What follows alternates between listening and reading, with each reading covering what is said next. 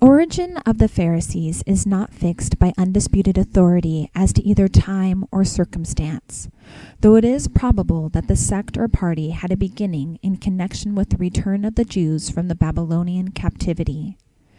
New ideas and added conceptions of the meaning of the law were promulgated by Jews who had imbibed of the spirit of Babylon, and the resulting innovations were accepted by some and rejected by others. The name Pharisee does not occur in the Old Testament, nor in the Apocrypha, though it is probable that the Assadeans mentioned in the books of the Maccabees were the original Pharisees. By derivation, the name expresses the thought of separatism. The Pharisee, in the estimation of his class, was distinctively set apart from the common people, to whom he considered himself as truly superior as the Jews regarded themselves in contrast with other nations. Pharisees and scribes were one in all essentials of profession, and rabbinism was specifically their doctrine. In the New Testament, the Pharisees are often mentioned as in opposition to the Sadducees, and such were the relations of the two parties that it becomes a simpler matter to contrast one with the other than to consider each separately. The Sadducees came into existence as a reactionary organization during the 2nd century BC in connection with an insurgent movement against the Maccabean party.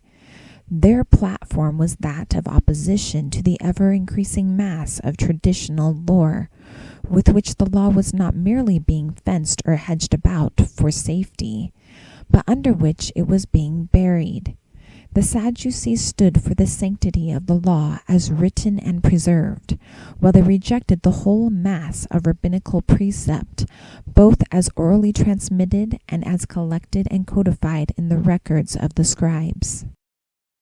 The Pharisees formed the more popular party.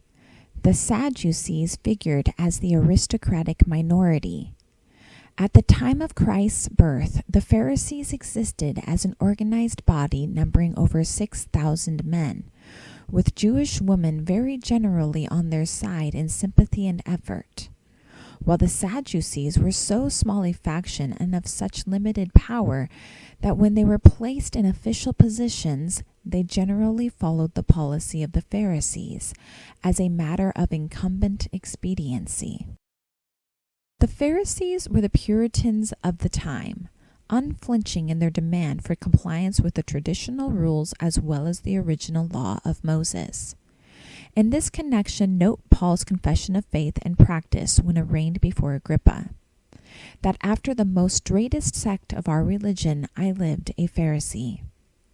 The Sadducees prided themselves on strict compliance with the law, as they construed it, irrespective of all scribes or rabbis. The Sadducees stood for the temple and its prescribed ordinances, the Pharisees for the synagogue and its rabbinical teachings.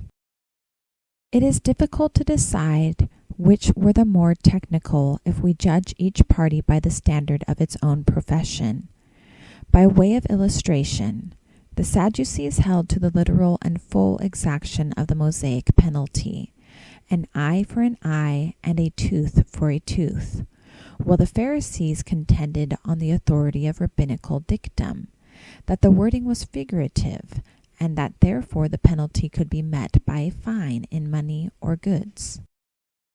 Pharisees and Sadducees differed on many important if not fundamental matters of belief and practice, including the pre-existence of spirits, the reality of a future state involving reward and punishment, the necessity for individual self-denial, the immortality of the soul, and the resurrection from the dead, in each of which the Pharisees stood for the affirmative while the Sadducees denied. Josephus avers, the doctrine of the Sadducees is that the soul and body perish together. The law is all they are concerned to observe. They were a skeptical school of aristocratic traditionalists, adhering only to the Mosaic law.